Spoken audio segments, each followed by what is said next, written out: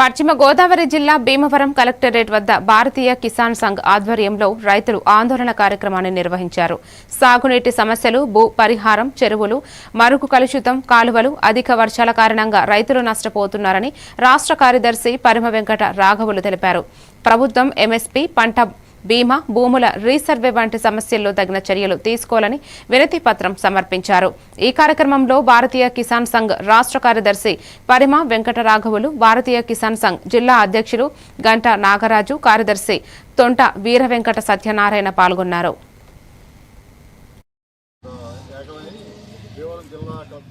రావడం జరిగింది. ప్రధానంగా మేము ఏంటంటే రైతుల సమస్యల గురించి. రైతుల సమస్యలు అంటే రైతుల సమస్యలు అనేక రకాలుగా ఎన్నో ఉన్నాయి సమస్యలు. చెప్పుకుంటా కూడా మేము దాన్ని వివరించడానికి కూడా మేము ఇదిగా ఉంది రైతుల సమస్యలు. దాని గురించి మేము ఏంటంటే కలెక్టర్ గారిని కలిసి ఈ రైతుల గురించి మేము సానుకూలంగా వినపం తెలియజేయడానికి మేము ఈరోజు ఇక్కడికి వచ్చాము. ఉండాలని చెప్పి అదొక చర్యలు తీసుకుని ఈ రెండింటి మీద మేజర్గా రావాలి. కాలువల కోసం, మురుగు కాలువల ప్రక్షాళన కోసం మెయిన్గా వచ్చాం. అది మన తుఫాను దెబ్బకి పంట చాలా నష్టం జరిగింది. అందరికీ 10 బస్తాలు 11 బస్తాలు ఈ స్థితిలో ఉన్నారు. దాని గురించి ఎటువంటి ఇన్సూరెన్స్ కానీ ఏమీ రాలేదు. శివారు భూములకి నీరు కూడా అందకుండా పరిస్థితి. ఇలాగే ఎన్నిసార్లు ప్రభుత్వం చెప్పినా మోడరైజేషన్ అంటారు, ఇదంటారు, అదంటారు. స్థాయిలో జరగట్లేదు.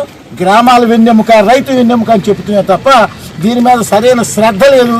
కాబట్టి ప్రభుత్వానికి ఒక వినతి ఇచ్చి భవిష్యత్తులో దీని మీద కార్యాచరణ మేమంతరం కూడా ఖచ్చితంగా రోడ్డెక్కి ధర్నాలు చేసే పరిస్థితి ప్రభుత్వం తెచ్చుకోకూడదని చెప్పి చెప్పడానికి ఇక్కడికి రావటం జరిగింది.